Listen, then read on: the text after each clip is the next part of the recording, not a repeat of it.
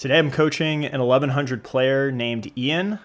If you guys are new, my name is Cody. I'm rated around like 1700, 1800 on chess.com. And in this subscriber game series, I review your guys' games for free and basically give you free coaching. So if you want to send me a game, shoot me an email at chesswithcody@gmail.com. I do need more games. This is the last one in my queue. So yeah, don't be shy. Send them my way. And if you guys want to make sure to catch every episode of this series, make sure you're subscribed and make sure you turn on the notification bell. So today's game explores two main themes in really great depth and richness. And those two themes are piece activity, how active your pieces are, and endgame strategy and tactics. So if you want to learn more about those, then today is the video for you. So Ian messaged me a while back, and he noted he's 1100 and that endgames are his weakness. And this game went very long and went into the endgame, and we're going to explore that today. So before we get started, every game is going to be the same three things, which you've heard me hammer on again and again. I call it doing your chores. Number one, fight for the center. Number two, develop your knights and bishops, all your pieces. And number three, castle. Ian did a pretty good job of this, as he should at his rating level. So usually around like 1,000, I would say, is a solid beginner rating level where people start to do that consistently. And Ian is a bit above that. So the game begins with king spawn, king spawn. Opponent goes knight f3. Ian responds knight c6. These are very standard moves. This is a bit passive by the opponent. They probably should have gone like bishop c4 or bishop b5. Ian goes bishop c5, which is good, active square. The opponent castles. Knight f6. This is great. Look, we're fighting for the center, developing pieces, preparing to castle. This is all great. Knight out to c3. Pawn to d5. What do you guys think about pawn to d5? And what might you have played instead if not that move? The problem with d5 is, number one, you're weakening this e5 pawn forever. So instead, I probably would have played pawn d6 here, building up a pawn chain, or I would have just castled. So that's what I would have played. And yeah, with pawn to d5, this pawn is a little bit weak, and we're kind of striking in the center before we're ready to. So yes, we have good development so far, but I don't know that we're ready to really blast open the center. White's kind of ready to maybe come attack down this file. So yeah, I would have done d6 or castle. Opponent takes. Ian takes back. Bishop to b5. And now this knight is pinned, and white actually has a bit of a threat because they want to take this knight and then take our pawn. And it's not super easy to defend that. Ian plays knight takes knight, which I think makes sense. Opponent recaptures with the b pawn. I think I would have recaptured with the d pawn. And I mean, even if we trade, this is probably good for white. I mean, they have their rook on the open file. They have a little better development. They're already castled. So yeah, I think opponent should have done this, which also opens up their bishop on this diagonal. Instead, they go b takes c3. Ian goes bishop to g4. Great move. Pinning the knight down. This is a very active square for the bishop. D3 makes sense, opening up a lane for this bishop. Ian castles. This is great. So Ian's done all of his chores. He didn't waste time doing unnecessary moves. So if you guys are below this rating level, take notes here. This is how you should do it. So using all of your pieces, castling, keeping this wall of pawns, keeping your shield right near your king for your long-term safety. This is all great. Opponent goes queen e1, which is a little weird. So what would you guys play here now as black? So a normal move would be get the queen off the back rank and then maybe develop the rooks. But Ian plays what I think is the best move, which is bishop takes knight, forcing the pawns to double here, weakening white's king long term. So great job there. And now in this position, what would you guys play? So I think the next natural step is to get the queen out. So we want to achieve complete development. I've mentioned this on the channel before. So far we've sort of developed everything in terms of our minor pieces, but we also want to get the queen off the back rank, and we want to get the rooks to open files, semi-open files, or files that are likely to open. So Ian does the right thing in spirit and goes queen to d5. However, I think this square is a little bit vulnerable because white can play c4 or bishop c4. So I think a safer, better square would have been queen to f6. Additionally, because now we can swing over to the g file to attack the king at some point. Whereas in the game, queen d5, the pawn is kind of in our way, so we can't really swing over here. And also the bishop controls that square. So yeah, good idea, Ian. Keep this idea in the back of your mind for next time, that maybe the queen might swing over somewhere on this side of the board to pressure the king further. However, Ian is attacking the f3 pawn, which I should have mentioned first. The problem is that white can just defend the pawn and then later come kick us. Sorry, I'm explaining that a little bit backwards, but hopefully it made sense. And his opponent goes bishop c4, but forgot to take care of this pawn first. So Ian snatched up a pawn and is now up a pawn in the game in total. And you can see the eval here is looking pretty good. It's 1.6 for black. The opponent offers a queen trade here. So queen e4. What would you guys play as black? Would you accept this queen trade or not?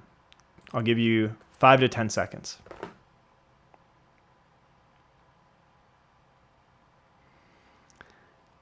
So let's talk about the factors of why or why not for queen trade. The biggest general question you should ask yourself when a queen trade is offered is whose king is safer? And in this position, I think white's king is less safe than black's king. Black has the full shield here, whereas white is going to be vulnerable to checks along this diagonal. This diagonal is weak. Black has pressure here. So I think we want to keep the queens on the board if possible. You have to look at what squares can you go to. I think queen h3 makes sense. Queen f6 also makes sense. I think queen h5 might have even been the best. Yeah, computer says that was one of the top moves. Defending the pawn. So, we kind of want to hold this pawn while also being able to jump on the g file at some point to deliver a check. So yeah, I would have gone queen h5. The computer does say that trading is good, but yeah, from a human standpoint, I think let's try and keep the queens on the board here. So Ian does trade. And now, what do you guys want to play here as black?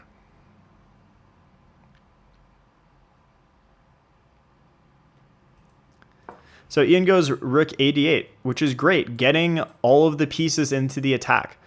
So if there's nothing concrete, that's when you guys should default to improving your development and improving your piece activity.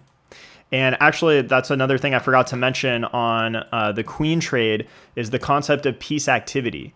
So white's queen is actually fairly active here as well. But, if we drop like queen to h5, we have all these threats in the future. These squares are occupied for now, but we're going to have some threats on the king in the future.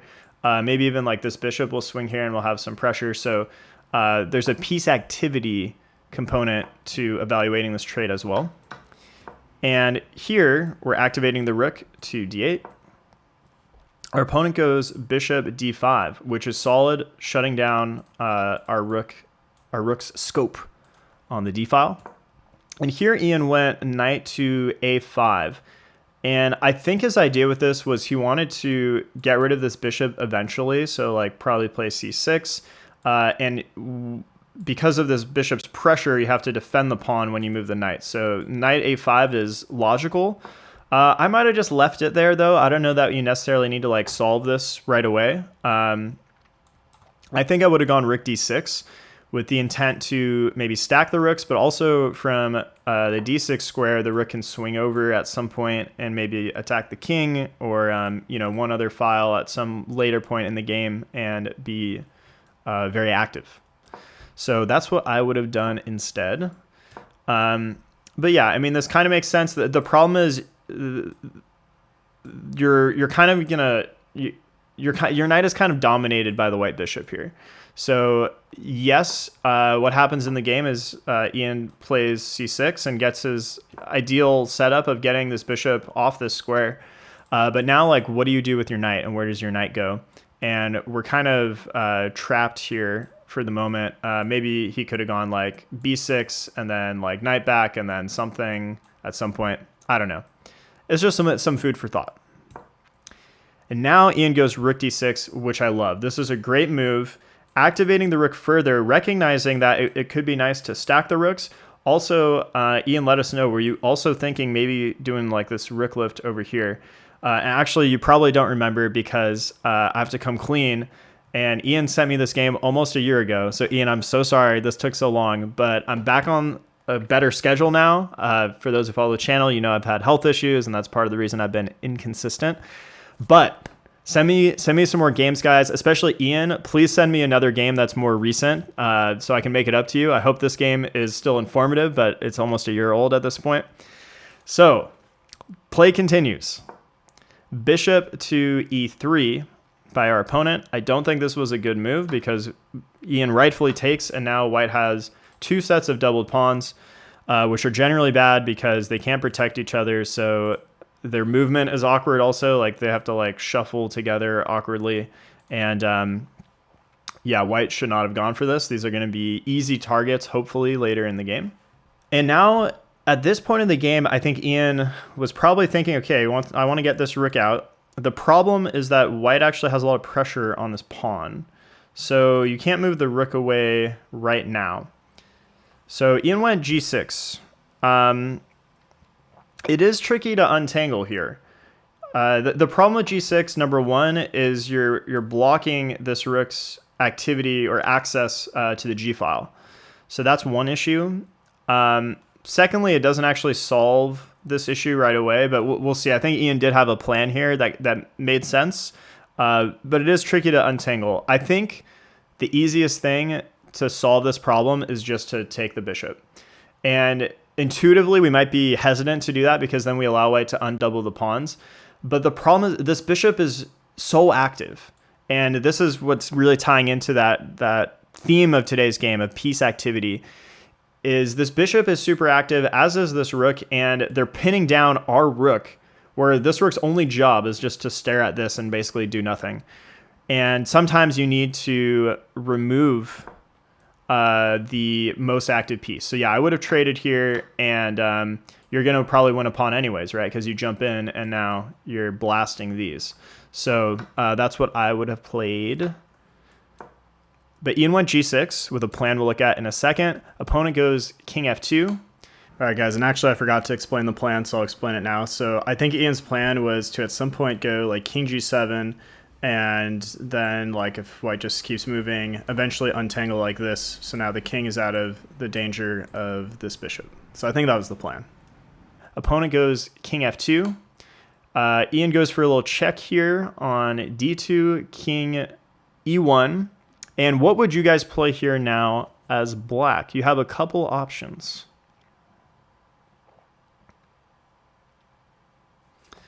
So Ian took the h2 pawn.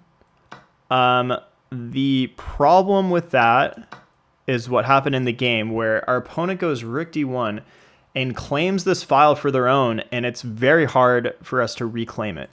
So ideally, we could bring this rook here and claim this file. We can't do that right away because of this pressure.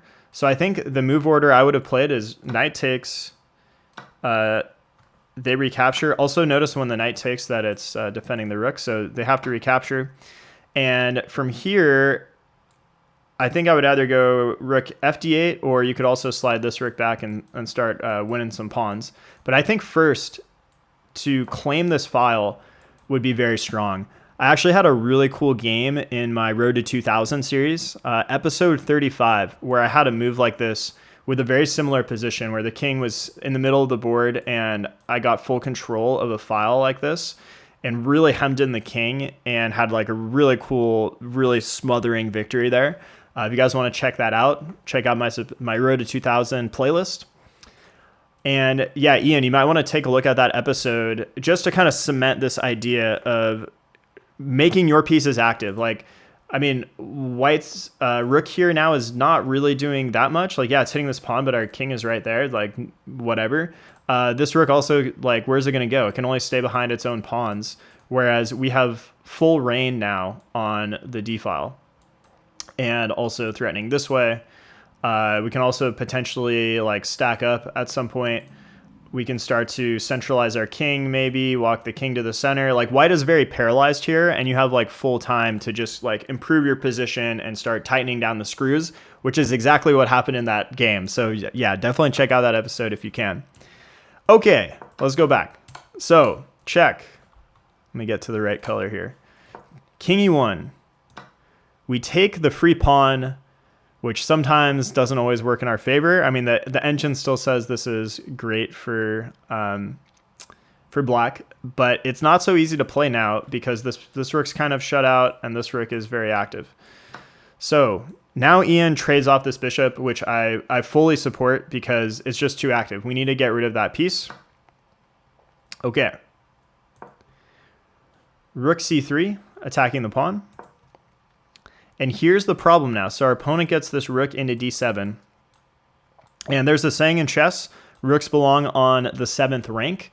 So the reason for that is that's where all the pawns live, basically. And also, so our rook is on the 7th rank here, 2nd rank, or I don't know how you want to call it. But also because it hems in the king, the opponent's king, to the last rank, right? So they're kind of immobilized, restricted. So yeah, White has more targets over here though. So yeah, we win a pawn, they win a pawn. We go for yeah, we win another pawn. King f2. We win another pawn. Okay, so things are looking good. We're up 4 points of material here. So here they take the pawn. So yeah, we're up 3 now.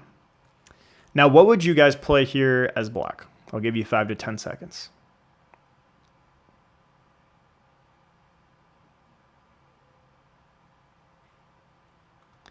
I think maybe rook c8 here would have been good to come defend this pawn.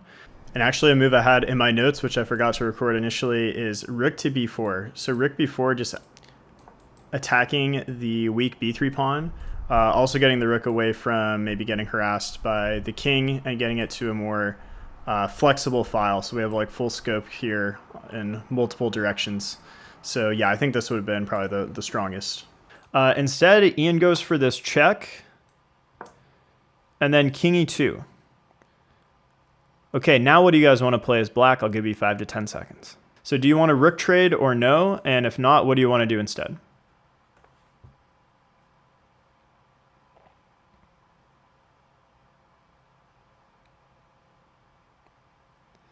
So Ian does go for the rook trade, which in this scenario, the computer says is best. And at this point, yeah, you probably should.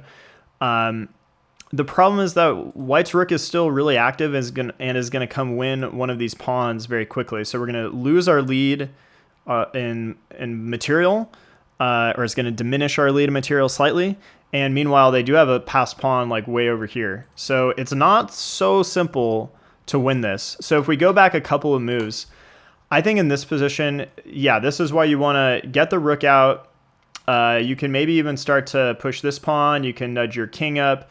You want to make sure you hold on to these pawns and just try to improve your position, you know? But yeah, so Ian goes for this instead and trades, which is fine. We're still winning here, but it's yeah, it's not simple. And the reason it's not simple here, guys, is that White's rook is super active, controlling the 7th rank and ready to jump in and attack some pawns. And our position is just kind of vulnerable, and they have this passed pawn. So yeah, it's not so easy here. And also, if we back up a few steps, we kind of traded our most active piece for White's most passive piece, which kind of ties in today's theme of active pieces. And it's right now this rook, it's hard to say how active or not active it is, because if White got like one more move, or like, you know, let's say White makes a move, now all of a sudden they have a lot of pressure on this pawn. So I think trading makes some sense on some level to just alleviate the pressure on f7. But what ends up happening just in general is that white has this really strong rook. And the strong rook here, this rook infiltration, was the result, if we go back several moves, it was all the result of this rook abandoning the file. So if instead we had gone rook d8 and like really held the file, we would be in like really great shape. But in this game, abandoning this was just kind of devastating because it's really the only access point for the rooks, and it enables white to get to our 7th rank and start really pressuring pawns, winning pawns, and things like that. So I hope that kind of makes sense and like ties all of these concepts together of piece activity. Very important. Ian goes king g7, and this is a good idea in terms of maybe trying to like centralize the king. That's a principle of the endgame, by the way, guys. You want to get the king to the center of the board because the king is a powerful piece in the endgame. Generally, it's no longer in threat of checkmate, so you want to use it as a piece and use it to come attack weak enemy pawns and things like that, or to defend your own pawns, etc. So I like the spirit of this. What did I say about this in my notes? So yeah, the problem is that these pawns are a serious threat. So it would have been better to go rook b8 to come after this pawn. That's what the computer says was the best. My instinct was to maybe go like rook c8 just to hold this pawn so that white can't come win it or something like that. And then I think if like rook c8, if they go like rook e7, you can maybe go f6, although the computer's saying maybe I'm messing something up here. I'm not sure. Maybe they start pushing this pawn. I don't know. Yeah, it's a little tricky here. It's tricky. Okay, so king g7, better would have been to come win white's pawns, because if we can get rid of these 2 pawns, then life is good. We just have a million pawns, and we're going to win no problem. King g7, I like the spirit of it. Rook c7, that is a good move by white, and the problem is we can't defend this pawn. But now Ian goes rook b8. Correctly creating the counter threat. Opponent takes our pawn, and we take on b3. And here our opponent starts pushing the pawn. We go rook a3, getting behind the pawn, which makes sense. You either want to be behind the pawn or in front of it. Ideally, I forget which one's ideal, actually. Probably behind it. Yeah, I think you want to be behind it as the enemy person, and if it was your pawn, you'd want to be behind it for sure. Okay, so white continues pushing, pawn to a6. The thing is, white is now stuck. They can't really push this pawn because then we're just going to take it. So they need their king to like come help the action here. So they're basically stuck now. We're kind of free to just start pushing this pawn. And the computer says h6 is the best move for some reason, but h5 is also excellent. Or they say also rook a2, just pinning the white king down to this file, or this rank, sorry, is the best move. So yeah, I would have gone maybe like rook h5, and maybe then like we're going to kind of worm our king up this way or something and start to kind of like roll these pawns. And meanwhile, like white's just kind of stuck. That would have been my plan. So in this position, Ian goes king f8. And I like the spirit of it, trying to get the king maybe more to the action, but I think it's a little bit flawed. Partly, you want to be very careful of giving your opponent checks with this sort of position, because they can do something that I call like, or I invented this term for this video, like slinkying the rook and the pawn. So once we come up to e7, now if whenever they deliver a check, at some point they can deliver a check and then push the pawn, because now they help control this square, right? So the check gives them a free move to leave the pawn hanging for a second, and then they push the pawn up again. And this happens later on. But now in this position, Ian rightfully realizes, okay, it's time to start rolling the pawns. So yeah, using your passed pawns as your asset, that's going to be your key to victory here. So white goes king c2. Ian continues pushing the pawn. This is great. King b2. Now, what would you guys play here as black? Where would you put your rook?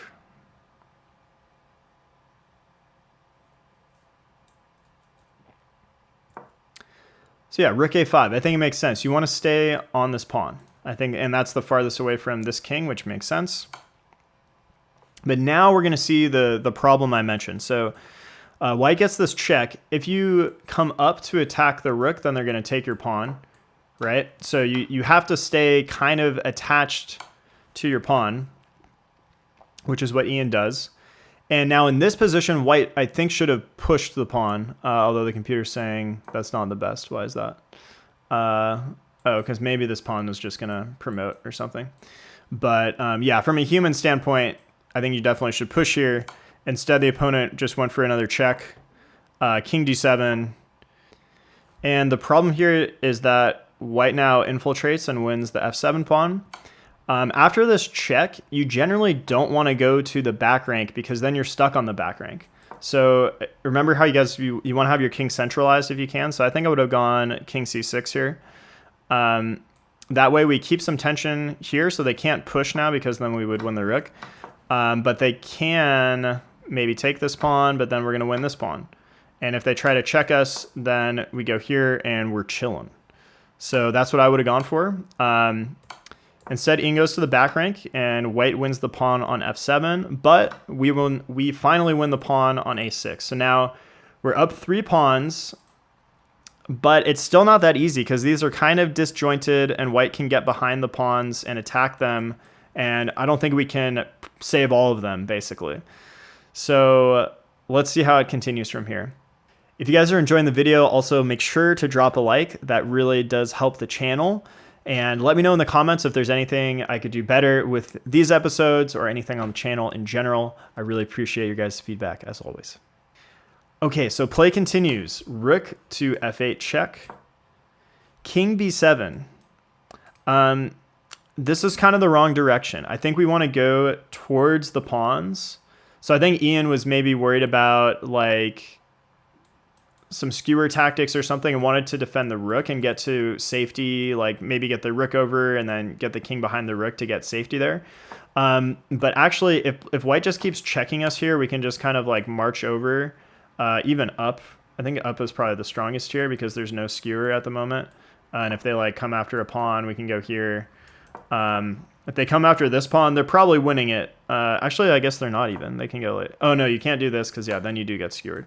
So yeah, you got to be careful. And these skewer tactics are one of the main things to look out in endgames like this. So now we're kind of transitioning from peace activity, the theme of peace activity, now to the theme of endgame strategy and tactics. And when you're in a winning position like this, this is the #1 thing to look out for are skewers. If they had a knight or something, you'd be on the lookout for forks, things like that. So you want to always be wary of putting your king and your rook on the same file like this where you could potentially be skewered. Same thing if they had a knight, you'd want to be very wary of putting your king and rook on the spacing because you're on a forkable square. So you want to prevent problems, right? So ounce of prevention is worth a pound of cure. That's very true with tactics and chess in general. That's my play style. I really try to avoid it if possible. Or when I do place my king on a problematic square, I try to be hyper vigilant of those possible tactics. Okay, back to the game. Ian decides to go king b7, rook f7 check, king c6. And if they go for the check here, it looks like they're forking you. But I imagine that Ian's plan was to come defend this rook, and now this pawn is defended. And if they trade here, this is an easy win. This pawn just promotes. So yeah, this made sense. But it is risky. So Ian, you do have to be very careful. It'd be very easy, like let's say white goes like king up. It'd be very easy intuitively to think like, okay, let me get my king over towards the pawns. And all of a sudden you're losing now because of the skewer. So be very, very careful of putting your king and your rook on the same file like this. But here it's fine, so long as you calculate it. Okay, rook h7, attacking our pawn. Rook a4, defending the pawn. Now maybe was g4 better here? Or g5, I mean. Yeah, g5 might have been better. I mean, I think they're going to win a pawn, I think. I don't think we can save everything here. Yeah, it looks like they win something. So you know, they're going to win something. What we want is we want to get our king over here so that it can help the promotion of one of these, and then we want to force white to have to give up their rook for one of our pawns because we're just aiding the promotion, right? So that's the goal. Even if we have to sacrifice one of these in the aim of that goal, that's what we got to do. So yeah, rook a4, rook h6, pinning this pawn to our king. So this pawn is probably going to drop unless you go rook to g4, which would defend both of these. Which probably was the move, huh? Yeah, computer says that was the move. I actually didn't see that my first time through this game, but yeah, rook g4, very strong. And then, yeah, you just have all the time in the world to march over here and come win the game that you deserve. Okay, king c5. Generally, we want to get over here now. I do understand if maybe he was, again, worried about like the skewer tactics, so that's maybe why he didn't want to go towards the center. But we do want to get the king like probably on the F file, because then that's going to assist this promotion. That's going to assist this promotion. So yeah, instead, king d5 would have been my thought. Rook takes. And now Ian goes king d4. What would you guys play here as white? You're probably shaking in your boots and thinking you just won the game with rook g4. Check. So Ian, did you calculate this? Because it looks like you just lost the game. It looks like you just lost your rook and it's game over. Were you quaking in your boots? Do you remember this? Luckily, you do have pawn to e4, which solves the problem. But did you calculate that? Because if you did, then okay, fine. If not, then this is that thing that's super sketchy. You can't put your king and your rook on the same file with a lot of distance between them because of the skewer tactics. So keep that in mind, guys, for all of your games, for endgames in general. Problematic. Okay, e4 saves the day. But they win our pawn as well. So that was the other problem with this move. So actually, yeah, I don't think you calculated this because, yes, if they check you, you can block with the pawn, but they're going to win our other pawn. And that's what happened in the game. And now, I mean, we're only up 1 point of material. Like, yes, this is a win, but again, it's getting harder and harder to grind the win. At the same time, we also should give our hats off to the opponent here, who we're 50 moves deep in this game. This video is getting kind of long because it's so long, but the opponent doesn't give up, right? They keep applying the pressure. They keep going after every little weakness. And I highly encourage you guys to do that in your own games. And I commend Kevin KM Yick for the fighting spirit here. Really well done. Now, how would you guys continue as black?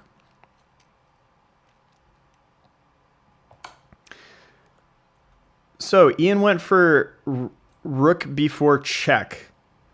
I think the stronger move is we want to get an active king position. So I would have gone king d3 here. Computer says rook c4 is also good to claim this file and prevent the white king from entering the game, basically. So yeah, that also would have been very strong if you guys saw that. Also, part of the logic of king d3 is that now if white checks us, we can block with the pawn by advancing the pawn further, which is what we want to do anyways. And ideally, we could get our king all the way up to d2. So like, let's say white makes a bad move. We get king d2 and shutting the white king out completely out of the queening progression.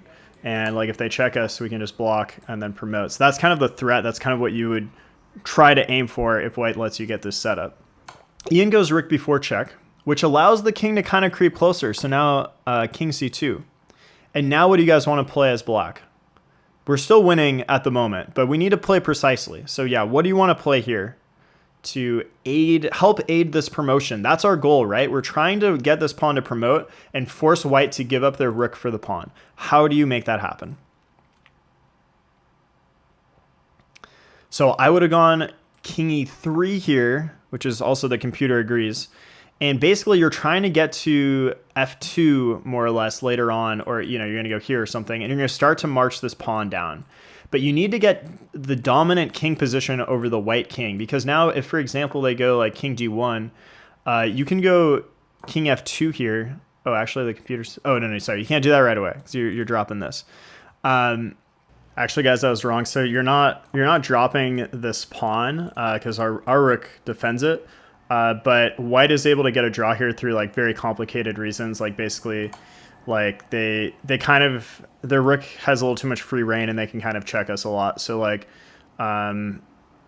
if we attack the rook can just like run away, and yeah, I mean it feels like we should be able to like push the pawn, but the problem is, just to kind of like quickly show you guys, like let's say, I don't know, let's say we go here, they can maybe check us and just check us. You can't go here because this is actually a draw. And if you keep chasing the rook, then they say rook f3, and then now they're gonna liquidate everything and get a draw. So very advanced. I don't honestly know. I don't fully understand how white is defending here, but that's because I need to learn more about rook endgames. So as do all of you probably. So anyways, back to the video. Oh, I guess you have to like come back, and it's gonna take a little bit more time. Okay, so I take it back. I was a little inaccurate on the king dominance happening right away. I guess you can't get it right away. But intuitively, you do want to get the king in front of the pawn. You want to try to box out the white king. And yeah, the computer said king e3 is the best move here. Ian goes for the check on c4, which now the computer says this is unfortunately a drawn position. And the problem is the white king gets in. We can't push the pawn because of this pin.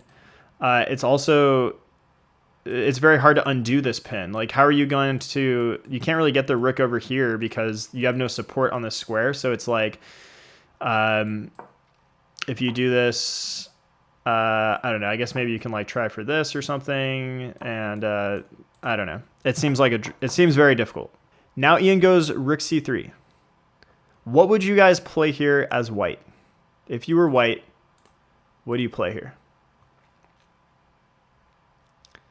White now has a forced draw in this position. Do you guys see it?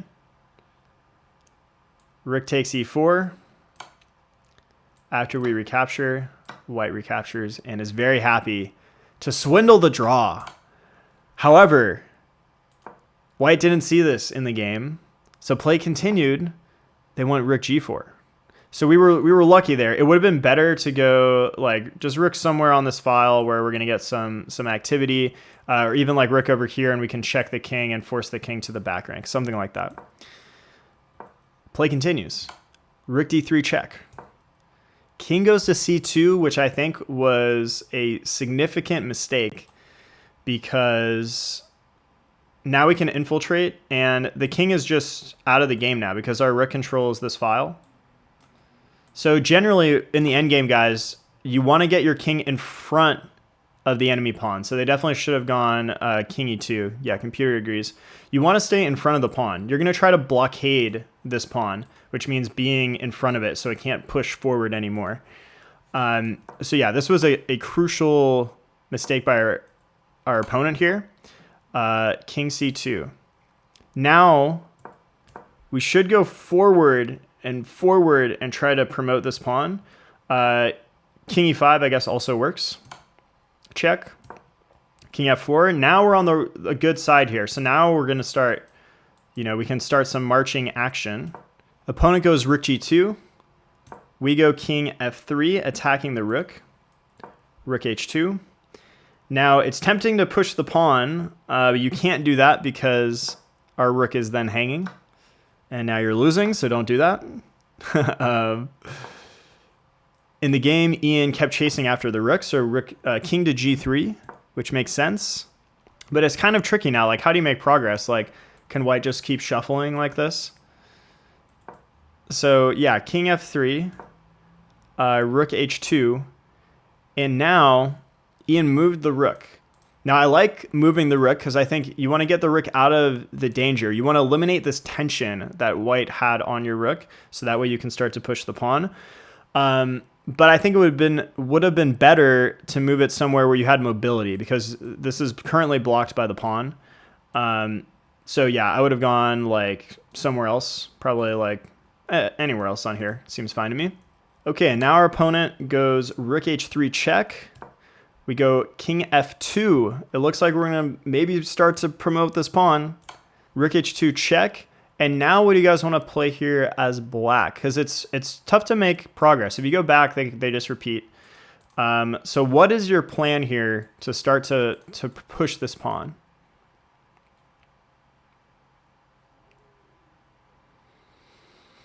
So I would have gone king g3. And after the rook moves, we can actually push the pawn right away. That would have been my plan. Ian went king g1, which the computer now says is a draw. And again, there's a couple problems with this. Number one, you don't really want to get your king trapped to the edge of the board like this. Number two, you kind of want to be nearer to your pawn. But let's see what happens. So the opponent went rook e2, which was not the best move, and we'll see why in a second. It's for complicated reasons, kind of. But white actually has a move here to hold the draw for now. What would you guys play here as white? I actually saw this move when I was reviewing the game, so it's a findable move. What do you play to try to stop black's plan? So white has rook h4, which now pins this pawn, so they can't push because you're going to take. And so then you have to like march the king all the way back over just to defend the pawn, and then you have to move the rook again because now they have this pin, which is another reason why I guess going behind this pawn was a bad idea. But luckily in the game, white missed this idea and instead went rook e2. Okay, so according to the engine, we're winning again now. And Ian actually found how to force this. So king f1, first move, attacking the rook again. And the rook wants to stay on this file, but we're going to force them off of it. So they go rook at e3. Ian goes king f2. The rook has to leave this file. It can't stay anymore. So rook h3. And now what do you guys want to play as black?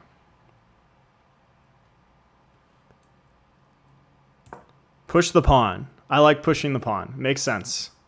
Pass pawns were meant to be pushed. It's another endgame theme, another endgame saying.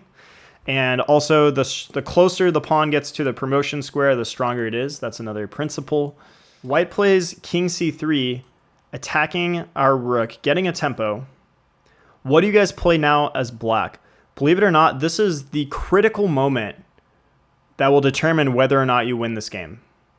What do you play here to make sure that you can promote this pawn or that white has to give up the rook for that pawn? I'll give you guys 10 seconds.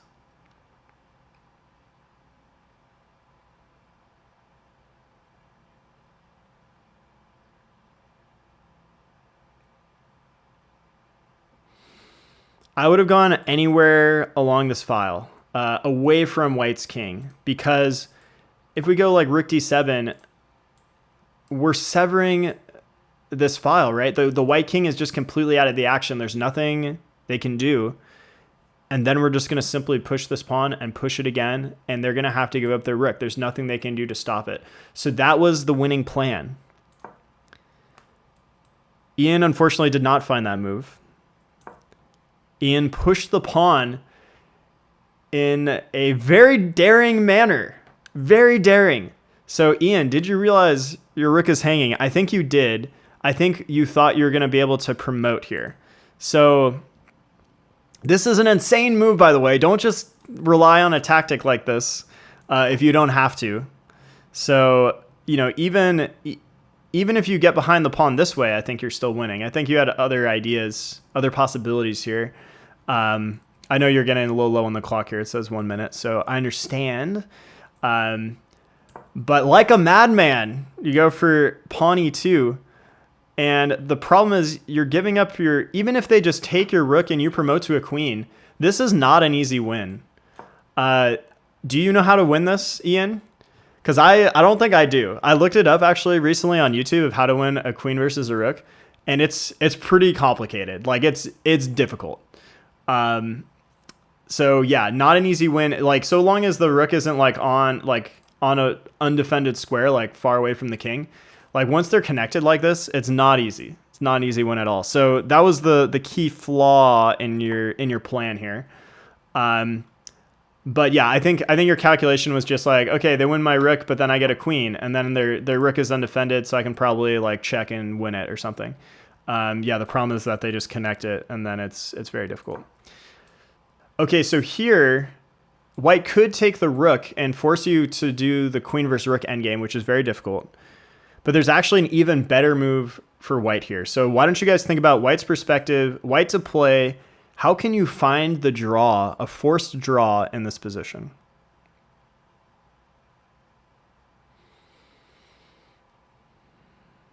Now, before I reveal the solution, let's see what Ian's opponent did in this game and see if they were right. Ian's opponent played rook h2 check. Ian went king e3, which makes sense. Coming to defend this rook, defending the pawn. And now what would you guys play as white? Ian's opponent played rook takes e2. Ian recaptures, and the opponent secures the draw. What a finish by the opponent. Only 1100. This was such a strong finish by them. Yeah, really well done by the opponent. This entire endgame, really. They just really applied the pressure and did a fantastic job. Ian, you did a great job fighting here as well. It was not an easy endgame. There were just a couple small moments of, subtle things that just kind of snowballed.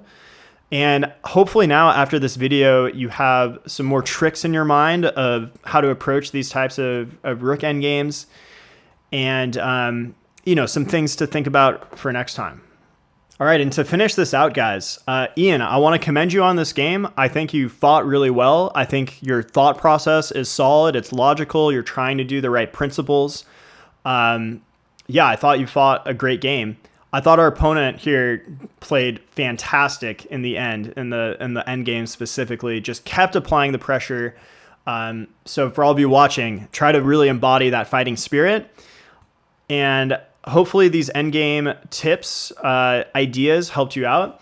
Also, for Ian, since you mentioned endgame is your weakness, I've got maybe some suggestions that might help. The first endgame book I ever read, this was actually one of the first chess books I ever read, was Easy Endgame Strategies by Bill Roberty. I read it a long time ago. I was actually around your rating level, and it was great. It was definitely rating appropriate. It wasn't like too hard. It was pretty basic, and I learned some great things from this. I haven't read it in a long time, so I don't know if it's still like the best ever for your rating range, but it's good. For those of you who are maybe higher rated, well, actually, before I get to this book, for everyone in general, I've seen just like unanimously positive reviews for this book, the Silman Endgame course, and it is fantastic. It's organized by rating level, so he kind of says like, okay, if you're below 1,000, learn these things first. If you're like below 1,400, learn, or if you're like 1,000 to 1,400, learn these things next, and he breaks it down like that. I've read like a third of it, and it is really excellent. So I definitely would recommend this if you're going to be into chess as a hobby for a long time. It's really fantastic. Another book, which was recommended by John Bartholomew, which I had read or started reading a long time ago, is Amateur to IM. This book is all about Endgame, which was kind of misleading. When I bought the book, I didn't know anything about it, and I had no idea it was only Endgame, but it is actually really good. I do find the writing kind of hard to like comprehend sometimes. Like I have to read passages like multiple times, but so many of the tactics or so many of the concepts I've learned in this book have won me many, many games. So this book is the most advanced of these three. And I would say if you're like 1,500 or above, you could give this a crack if you want. Additionally, there is an Endgame Studies 101 course by I.M. Kostya Kavutsky or something. I forget how you say his last name. He's one of the Chess Dojo guys. That chess level course is like $20, and it is fantastic. It's all about like really beautiful endgame studies, so constructed positions of basically like really cool tactics. So like in this game, like these, maybe something like this actually, where you force the stalemate, or like the skewer tactics that we saw earlier in the game. So that is also really, really great. If you're like, that one, you could, if you're like 1,200, even actually like, yeah, 1,000 or above, I think it would be very, very fun and very cool. Some of it might be a little bit hard, but like at least half of it is like level appropriate, I would say. So those are my endgame recommendations. And actually, as a result of all those endgame things that I've consumed, I do think endgame is probably my strongest phase of the game at the moment. So, if you want to follow that in those footsteps, you can try following some of this path. So that's it, guys. Send me a game to chesswithcody@gmail.com. I will make a video for you. I will encourage you guys. I will show you things I like. I'll show you things that maybe we could work on for next time. And I'm really just doing this to help you guys, because I think there's kind of a gap in chess media on YouTube where people learn like the ultra basics, like, yeah, fight for the center, like develop your pieces, get, castle. But then like, what do you do after that? And that's where I'm really trying to fill that gap between there and like, 1,400 or so skill level. So send me a game. Thank you so much for watching if you made it to the end. I will see you next time. Thanks a lot.